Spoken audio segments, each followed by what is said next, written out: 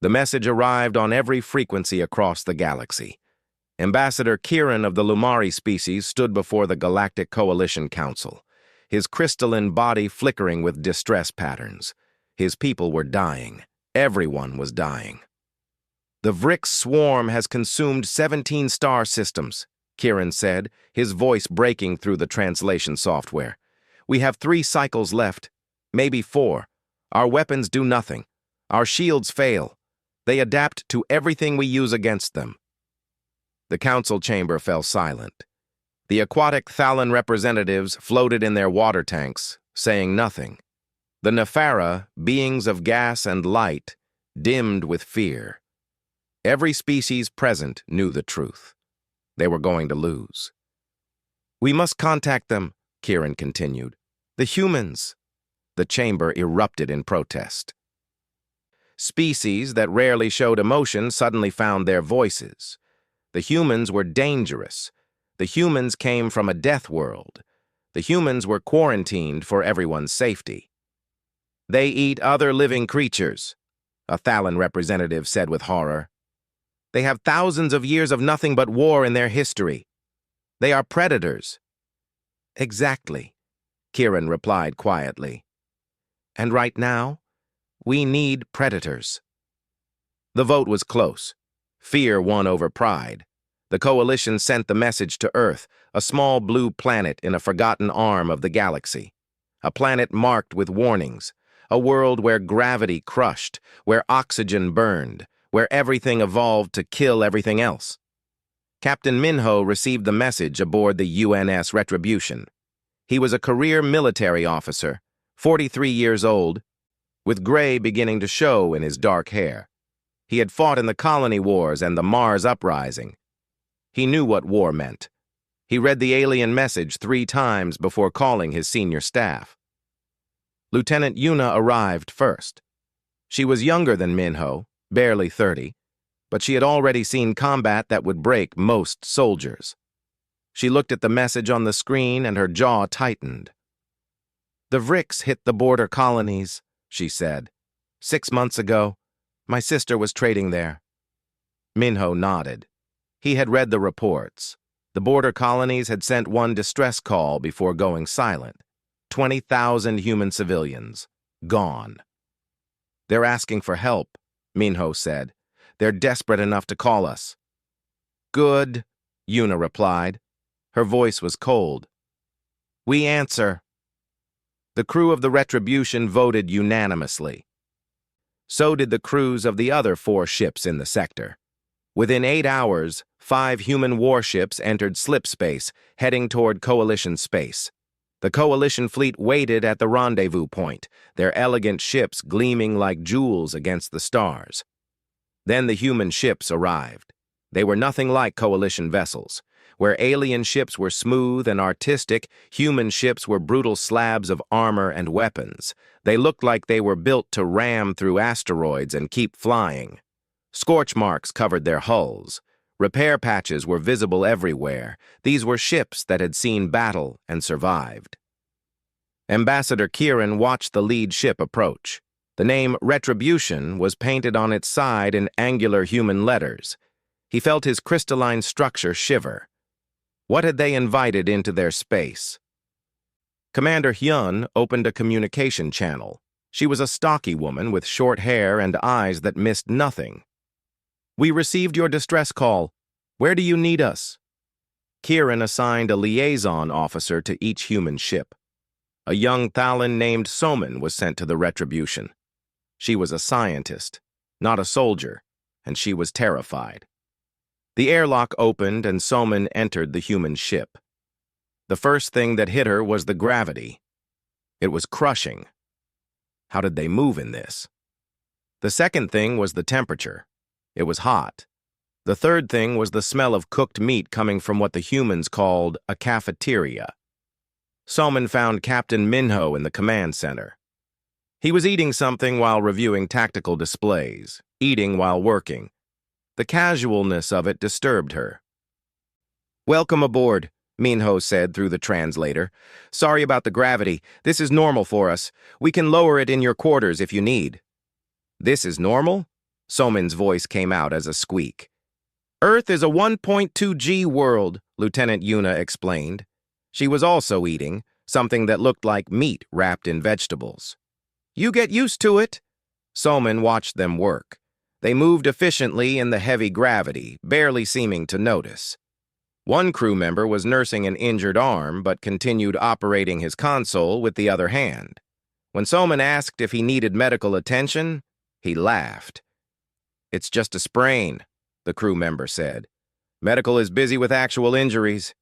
That night, Soman observed human combat training. Sergeant Wu Jin ran the drills. He was a massive man, heavily muscled, with scars visible on his arms. He explained that humans trained by fighting each other. Sparring builds reflexes, Wu Jin said. You can't learn combat from a computer. Soman watched two Marines fight.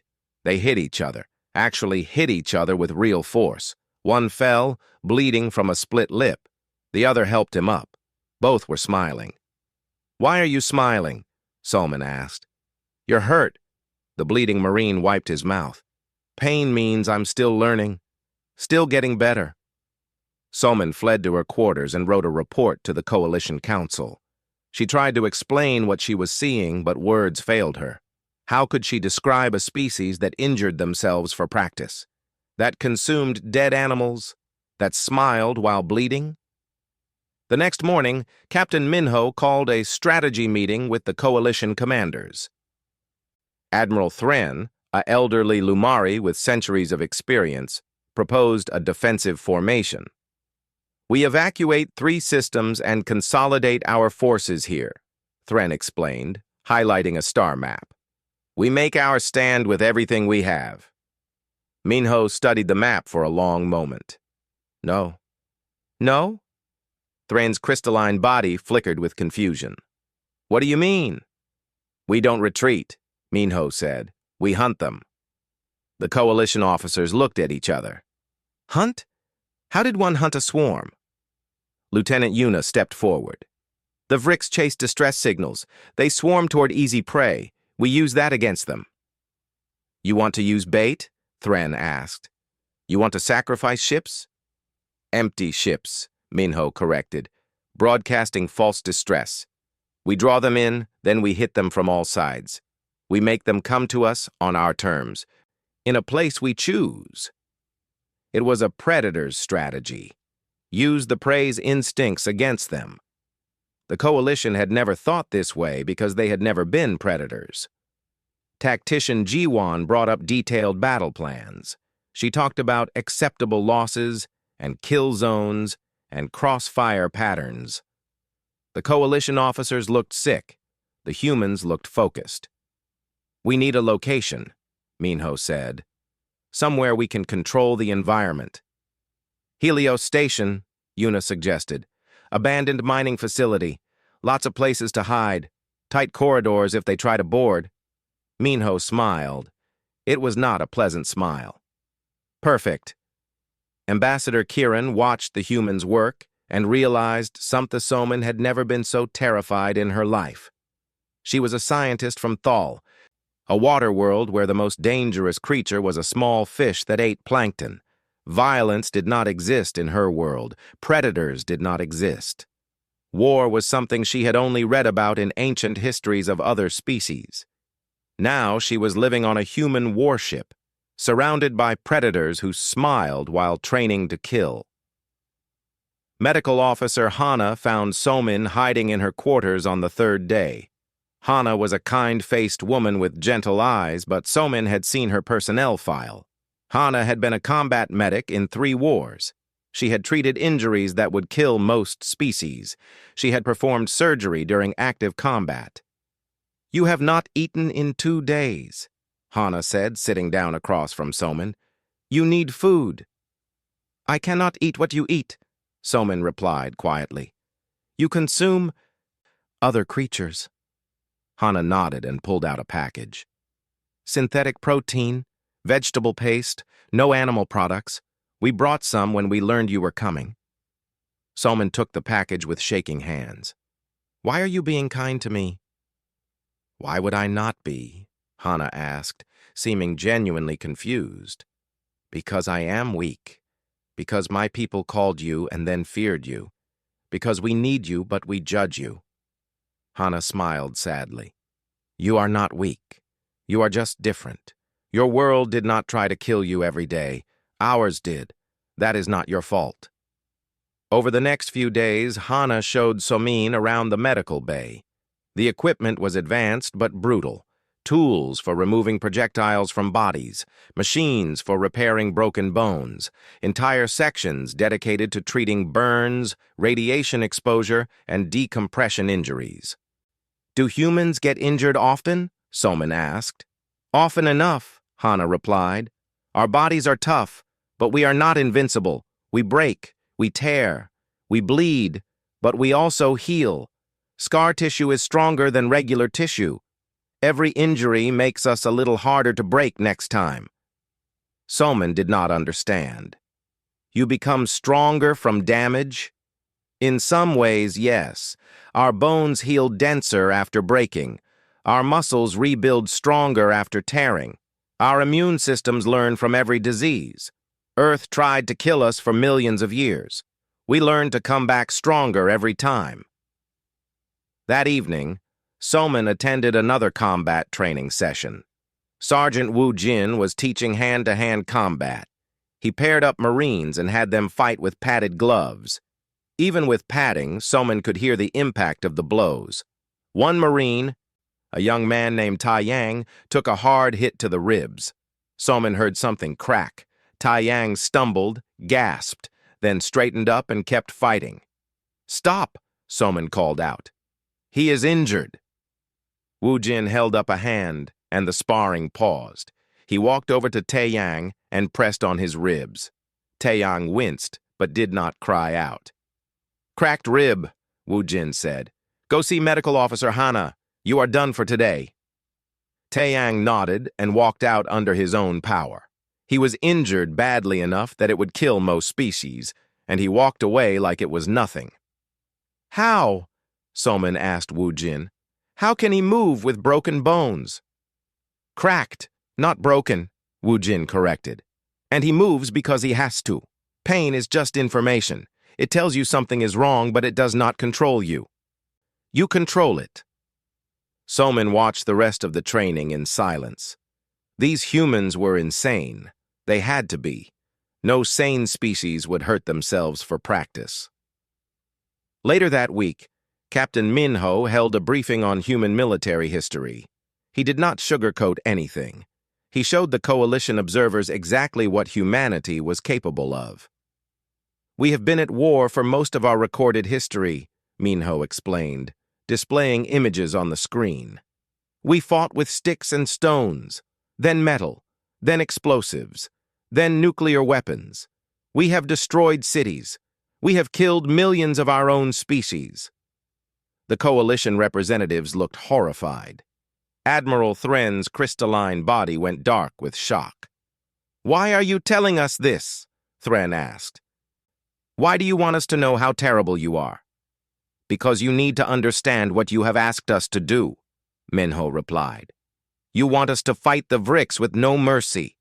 You need to know that we understand what that means. We have done it before. We know the cost. Lieutenant Yuna brought up tactical displays. Humans do not fight like you do. We do not rely on shields and hoping the enemy gives up. We fight to win. We use the enemy's strengths against them. We adapt. We improvise. We do whatever it takes. Tactician Ji-Wan highlighted human battle strategies from various wars. Ambush tactics, guerrilla warfare, scorched earth policies, psychological operations. The coalition had never even imagined such things. You plan to hurt them mentally as well as physically? A Nefara representative asked, their gaseous forms swirling with distress. The Vrix have a hive mind, Ji-Wan explained. They share information instantly. That is their strength. We will make it their weakness. When we hurt them, we want all of them to feel it. We want them to know fear. But they are not sentient like us, the Nefara protested. They are driven by instinct. All creatures with brains can learn fear, Ji-Wan said simply. Even insects on Earth learn to avoid predators. The Vrix will learn to avoid us. Soman spent more time with the crew, trying to understand them. She watched them eat together, laughing and telling stories.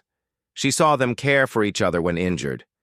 She noticed that they asked about each other's families, shared pictures of children, talked about homes they missed. They were not monsters. They were people. People who could do monstrous things when needed. One night, Soman found Sergeant Wu Jin sitting alone in an observation room, staring at the stars. She gathered her courage and approached him. "May I ask you something?" she said quietly. "Of course," Wu Jin replied, gesturing to a seat. "Why do you smile when you are hurt? During training I have seen you bleed, seen you take hits that should disable you, and you smile. I do not understand." Wu Jin was quiet for a long moment. "My grandfather told me something when I was young. He said, 'Pain is the price we pay for being alive. Fear is natural, but if you let pain and fear control you, you are already dead.' When I smile through pain, I am telling myself that I am still alive, still in control, still fighting." "But why must you fight at all?" Soman asked. "Your species is advanced. You have technology. Why do you still train for violence?" "Because the universe is not peaceful," Wu Jin said. "We learned that the hard way. Earth taught us that survival is not guaranteed. You have to fight for it. Every day. Every generation. We train for violence so that we can protect what we love. We become hard so that others can stay soft." Soman thought about her own world. Peaceful Thal, where no one ever raised a hand in anger, where war was unthinkable, where they had built beautiful cities and advanced science without ever needing weapons. "We are so different," she said. "Yes," Wu Jin agreed. "Your people evolved in paradise. Mine evolved in hell. That does not make you better or worse, just different. But right now, the galaxy needs people from hell.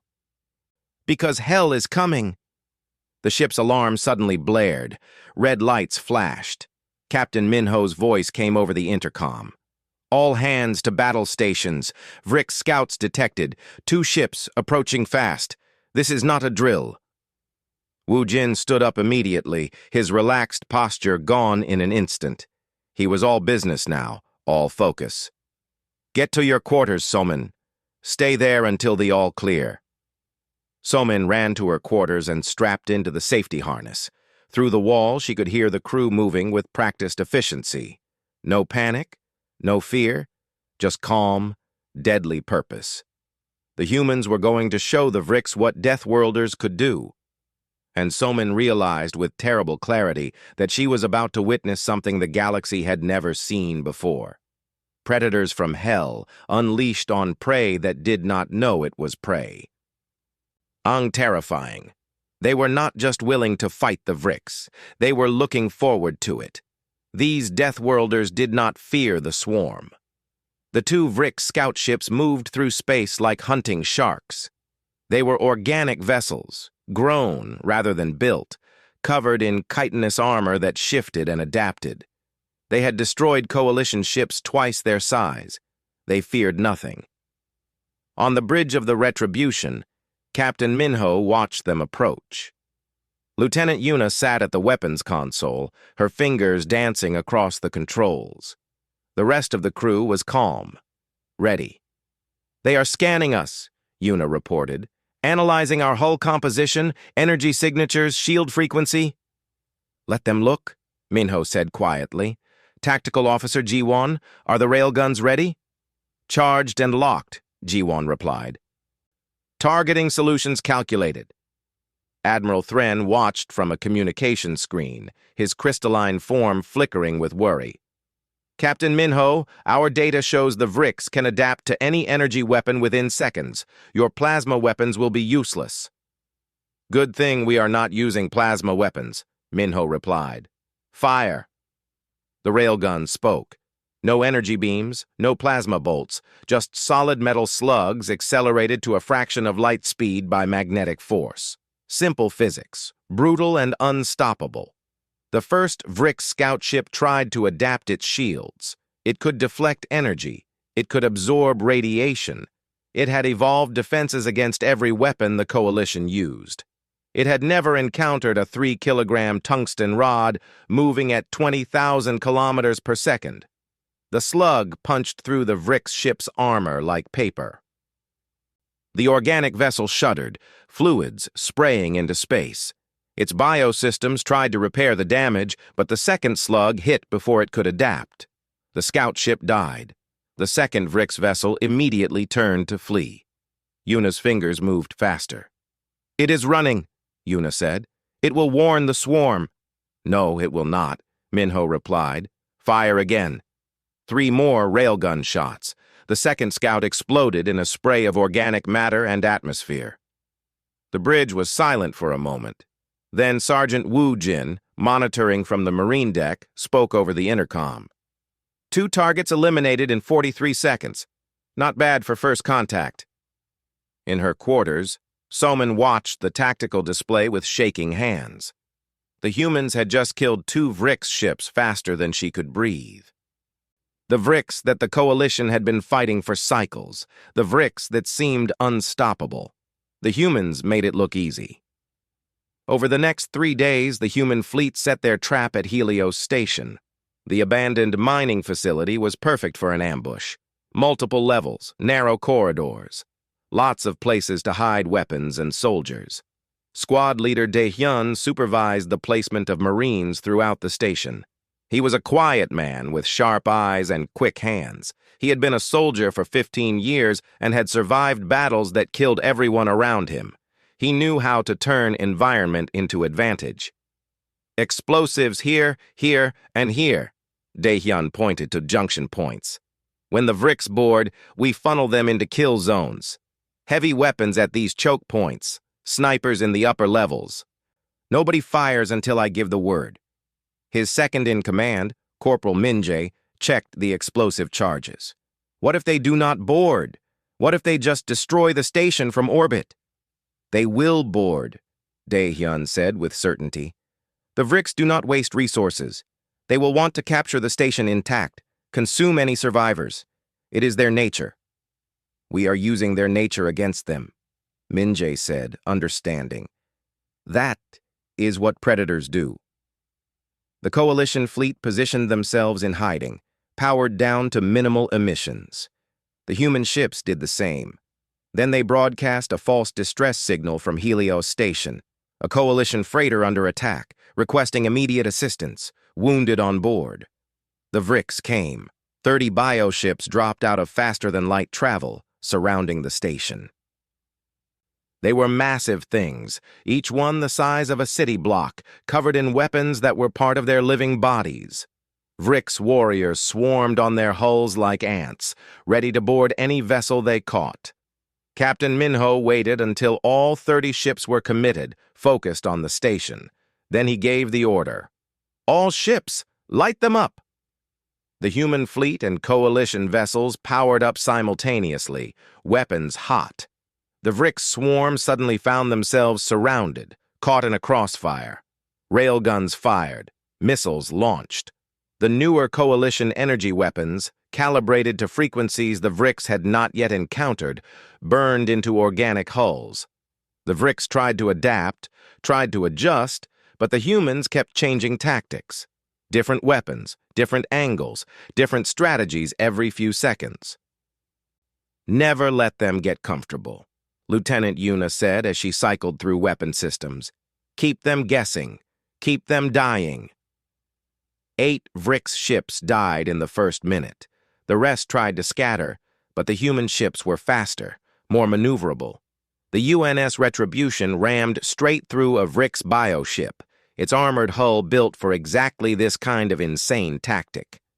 The Vrix vessel split apart. The Retribution kept flying.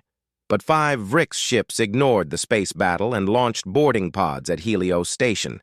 Thousands of Vrix warriors, each one 3 meters tall, armored in natural chitin, armed with bioweapons that had slaughtered Coalition defenders on a dozen worlds. Squad leader Daehyun watched them breach the outer hull on his tactical display. "Here they come. Hold positions. Wait for my mark." The Vrix poured into the station corridors, screeching their hive communication. They moved fast, coordinated, efficient. They had done this 100 times before. They knew how prey reacted. Fear, panic, desperate running. They did not know these prey had teeth. The first wave of Vrix reached Junction 7. Daehyun pressed the detonator. The corridor erupted in flame and shrapnel. The explosion channeled through the tight space, concentrated force turning Vrix warriors into scattered pieces. The ones that survived stumbled forward, confused. The Coalition had never used explosives this way, never turned the environment into a weapon. Then the Marines opened fire. Private Tai Yang, the young man with cracked ribs, braced his rifle against his shoulder and fired in controlled bursts. The kinetic rounds punched through Vrix armor. Next to him, Corporal Minjae used what the humans called a flamethrower, a chemical weapon that sprayed burning liquid. The Vrix had no defense against it. They had never encountered it. The Vrix tried to swarm forward using their numbers. They tried to overwhelm the defenders like they had done countless times before. Squad leader Daehyun threw a grenade, then another, then a third. Each explosion staggered the Vrix advance. "Fall back to position 2, he ordered. The Marines retreated in organized stages, not running, not panicking, moving tactically, covering each other, making the Vrix pay for every meter of corridor. A Vrix warrior broke through the line and charged at Taeyang. Its claws were raised, its mandibles open, ready to tear him apart. Taeyang shot it 3 times, but it kept coming. At the last second, he dropped his rifle and pulled out a combat knife. Somin watched the security feed from her quarters, unable to look away. The Vrix warrior was massive, armored, designed by evolution to kill. Taeyang was smaller, injured, armed with a knife barely longer than his hand. Taeyang dodged the first strike and drove his knife into a gap in the Vrix armor, exactly where Sergeant Wu Jin had taught him during training. The Vrix screamed. Taeyang twisted the blade and pulled it out, stepping back as the warrior collapsed. "Marine down in Corridor 12, someone shouted over the radio. "I am fine," a female voice replied. It was Lance Corporal Soyan. "Just got clipped. Still fighting." The battle raged through Helios Station for 20 minutes. The humans kept falling back, kept making the Vrix follow into prepared kill zones, explosives, crossfire, controlled decompression that sucked Vrix warriors into space. Then something changed. A massive Vrix pushed through the others, larger than the rest, covered in thicker armor. A queen, rare and precious to the swarm. "We have a queen in Corridor 9, Daehyun reported to Captain Minho, requesting permission to capture for Coalition study. There was a pause on the communication line. Then Minho's voice came back, cold and hard. "Negative. You asked us to show no mercy. We are following those orders. Kill it." Daehyun smiled. It was not a nice smile. "Understood. Marines target the Queen, everything we have." The Queen tried to retreat when she realized the danger, but the Marines had her surrounded. Rail rifle shots, grenades, concentrated fire from every angle. The Queen's armor cracked, her body shuddered. She fell. And across the entire star system, the Vrix swarm felt her death.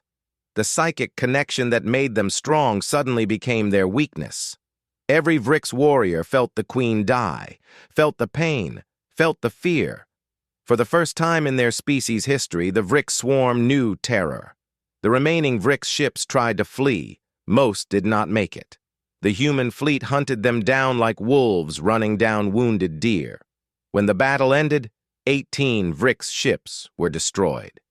The rest escaped, but they carried with them the memory of death, of predators who were worse than they were. Squad leader Daehyun surveyed his Marines. 3 dead, 11 injured. By human standards, acceptable losses. By coalition standards, a catastrophic casualty rate. But they had won. Captain Minho stood on the bridge of the Retribution and looked at the debris field. "Status report. All human ships operational," Lieutenant Yuna replied. "Minimal damage. Coalition fleet has taken some hits, but nothing critical." "And the Vrix?" "Running.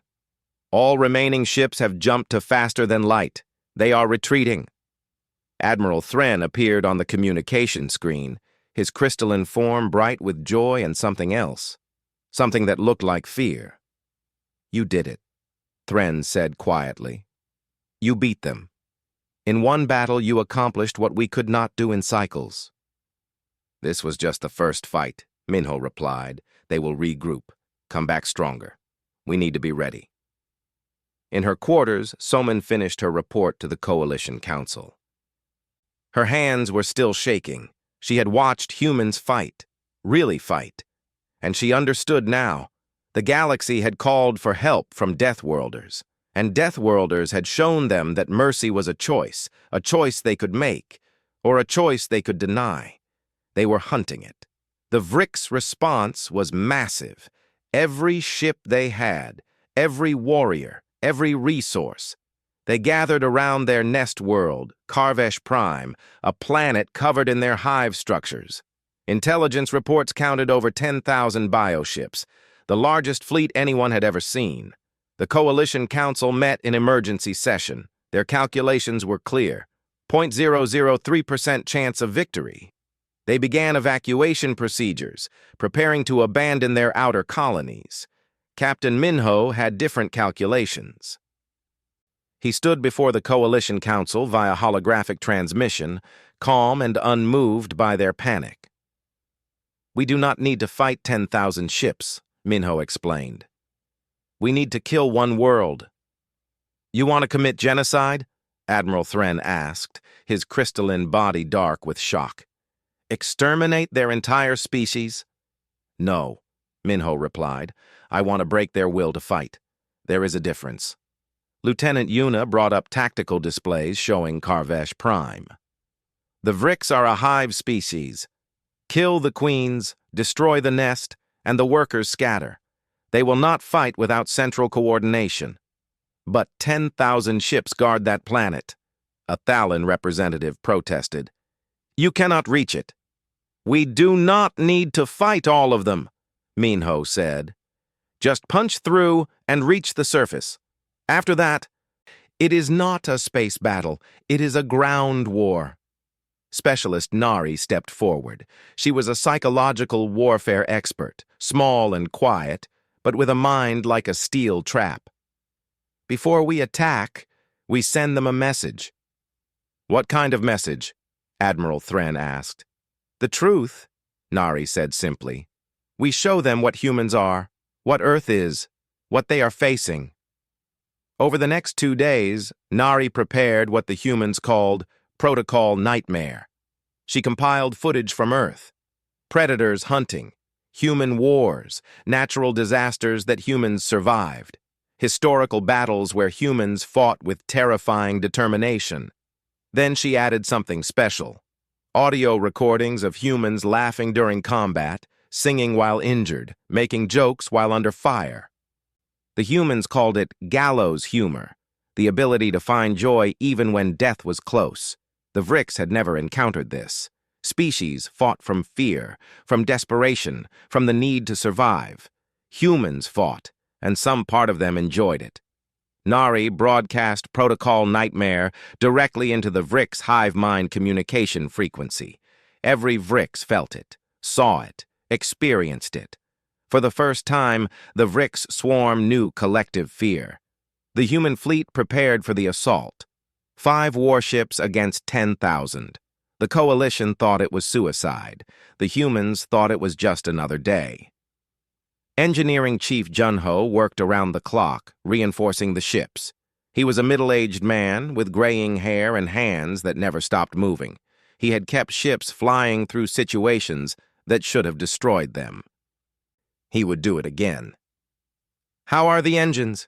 Captain Minho asked, inspecting the work. They will run, Junho replied. For how long I cannot promise, but they will run. That is all I need. Marine Commander Yunha gathered her troops. She was a veteran of the colony wars, a woman with more scars than unmarked skin and eyes that had seen the worst humanity could do to itself. We are going to the surface of Carvesh Prime, Yunha told her Marines. We are going into the heart of the hive. Most of us will not come back, but we will finish this, for the colonists they killed, for the coalition species that cannot fight, for everyone who needs us to be monsters so they can stay safe. The Marines did not flinch. They had volunteered for this, every single one. The assault began at dawn, Earth time. The human fleet dropped out of faster-than-light travel directly above Carvesh Prime. The Vrix fleet immediately swarmed them, but the humans did not try to fight 10,000 ships. They dove straight down, maximum speed, heading for the planet. Lieutenant Yuna piloted the Retribution like she was flying through Earth's atmosphere instead of a space battle. She dodged, weaved, and used the Vrix's own numbers against them. Ships crashed into each other trying to stop her. The Retribution's shields held, barely. "Hull breach on Deck 7, someone shouted. "Seal it and keep flying," Captain Minho ordered. Engineering Chief Junho rerouted power from non-essential systems. Life support in some sections dropped to minimum. Gravity failed in others, but the engines kept running. "We are taking heavy fire," Tactical Officer G1 reported. "Shields at 30%. "Just get us to the surface," Minho said calmly. The Retribution punched through the Vrix fleet like a bullet through paper. Behind it, the other 4 human ships followed the same path. 2 were badly damaged, 1 was on fire. But they kept going. They hit Carvesh Prime's atmosphere at speeds that should have burned them up. The hulls glowed red with friction. Alarms screamed, systems failed. Engineering Chief Junho sang an old Earth song while working. His hands moved automatically, fixing problems faster than they appeared. When a Thalan observer asked why he was singing, Junho just laughed. "Keeps my mind focused. The ships crashed more than landed. The Retribution plowed through a Vrix hive structure, destroying it before finally stopping." Marine Commander Yunha was on her feet before the ship stopped moving. "All Marines, deploy! Move! Move! Move!" The Marines poured out of the ships wearing armored suits and carrying weapons designed for one purpose: maximum destruction. Squad leader Daehyun led his team into the Vrix tunnels. The Vrix came in thousands: workers, warriors, drones. They swarmed the humans like ants defending their nest. The humans had brought Earth's deadliest weapons. Biological agents designed in Earth's laboratories started to spread. Fungi that consumed Vrix organic technology. Bacteria that attacked their neural systems.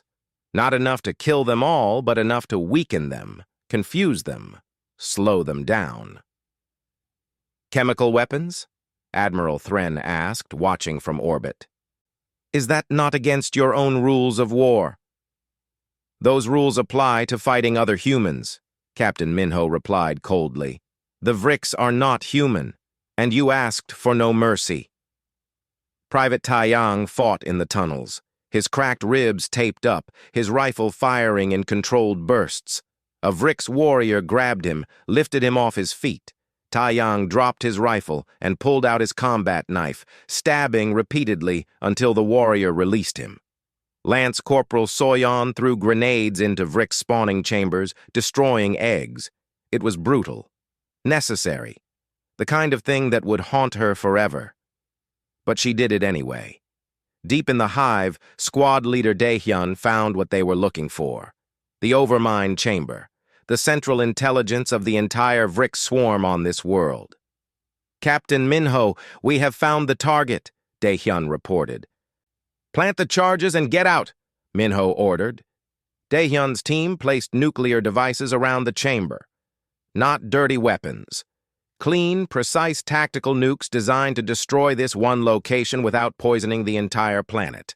30 seconds to detonation. "Fall back!" Daehyun shouted. The Marines ran. The Vrix tried to stop them, but humanity had not survived Earth by giving up. Injured Marines carried other injured Marines. Those who could fight covered those who could not. They made it to the surface with seconds to spare. The nuclear devices detonated deep underground. The explosion was contained, channeled, focused. The Overmind chamber collapsed, and with it, the central intelligence of the Vrix swarm on Carvesh Prime. The Overmind itself, ancient and vast, had one final moment before death. It reached out psychically, trying to dominate the nearest human mind for one last desperate attempt at survival.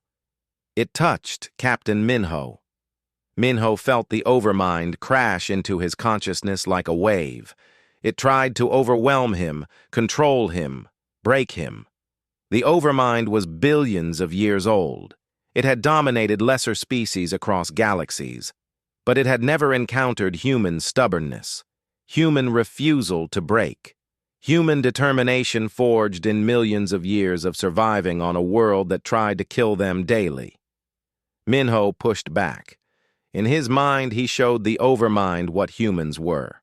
Every struggle, every war, every disaster survived, every time humanity faced extinction and refused to die. The Overmind broke first. Across Carvesh Prime, the Vrix swarm collapsed. Without their central intelligence, they scattered, fled, became just individual creatures instead of a coordinated hive. The battle was over. The war was won. In orbit, the Vrix fleet lost coordination. Ships crashed into each other. Some fled to other star systems. Some simply drifted, their crews confused and leaderless. Captain Minho stood on the scarred surface of Carvesh Prime and looked at the sky. The Retribution was badly damaged. His crew was exhausted. Many were injured. Some would not make it home. But they had won. "All ships, begin extraction," Minho ordered. "Get our people off this planet. We are going home." Medical Officer Hana worked frantically on the wounded. 30% casualties. By coalition standards, a disaster. By human standards, acceptable losses. But each loss hurt. In her quarters on the damaged Retribution, Somin wrote her final report. She was covered in dust, shaken, but alive. The humans had protected her even while fighting for their own lives. "They showed no mercy to the Vrix," she wrote, "but they showed kindness to me. They are capable of both extreme violence and profound compassion. That is what makes them truly dangerous, not their weapons, not their strength, but their ability to choose when to be gentle and when to be monsters." The human fleet limped back to Coalition space. Behind them, Carvesh Prime smoldered. The Vrix swarm was scattered, broken, no longer a threat. The Deathworlders had kept their promise. They had shown no mercy, and the galaxy would never be the same. The victory celebrations lasted 3 days across Coalition space. Every species that had feared extinction now rejoiced. They were saved. The Vrix swarm was broken. Scattered remnants fled to the edges of known space, no longer a coordinated threat. The humans did not celebrate. Medical Officer Hana worked 18-hour shifts in the Retribution's medical bay. She saved everyone she could. Private Tai Yang would recover, though his cracked ribs had become broken ribs and a punctured lung. Lance Corporal Soyeon had burns across 30% of her body but would survive. Others were not so fortunate. 11 Marines did not make it off Carvesh Prime. 23 more died from their injuries during the journey back. 34 human soldiers who had answered the Coalition's call for help and would never see Earth again. Captain Minho stood in the ship's chapel, looking at the names on the memorial wall. Each one a person. Someone's child, someone's friend. Someone who chose to fight so others would not have to. Lieutenant Yuna found him there, standing in silence. "The Coalition Council has called an emergency session," Yuna said quietly. "They want to thank us, offer us rewards." "I do not want their thanks," Minho replied, not turning around. "I want these people back alive." Yuna stood beside him, looking at the names. We did what was necessary. Necessary, Minho repeated the word. We killed thousands, maybe hundreds of thousands of Vrix. We destroyed their home world. We used biological weapons. We showed no mercy because that is what was asked of us. But necessary does not mean it feels right. Soman watched them from the doorway, hidden in shadow. She had lived among humans for weeks now. She had seen them fight, seen them kill. But this was the first time she saw them mourn. The Coalition Council met in the Grand Chamber on the Lumari homeworld. Every species sent representatives. They expected the humans to arrive in triumph, demanding rewards, seeking glory. Captain Minho arrived in a simple dress uniform, accompanied by Lieutenant Yuna and Tactician Jiwan. They did not smile. They did not celebrate. Ambassador Kiran stood before the assembly. On behalf of the Galactic Coalition, we offer our deepest gratitude. You saved our civilization.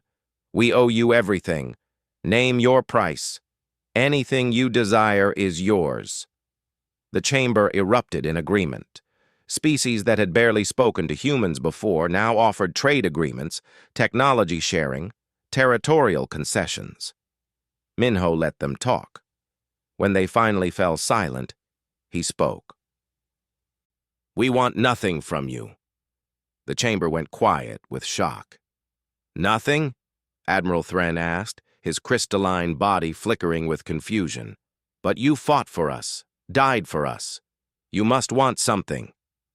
We fought because it was right, Minho said, because the Vrix needed to be stopped, because our own people died in the border colonies. We did not do this for payment. Then what do you want? Kiran asked. We want to go home, Yuna replied. We want you to remember what you asked us to become, and we want you to never ask it again unless there is no other choice. Tactician Jiwan stepped forward with a data pad. The Coalition Council has requested permanent integration of human forces into your defense structure. You want human soldiers stationed on your worlds, human weapons in your arsenals, human warships in your fleets. Yes, several representatives said at once. We need protection. The galaxy is dangerous. If the Vrix could threaten us, others might too. No, Minho said firmly. You do not need us to protect you. You need to learn to protect yourselves. The chamber erupted in protest. How could they protect themselves? They were not warriors. They were not predators. They were not built for violence like humans. You were not built for violence because you did not need to be, Minho explained.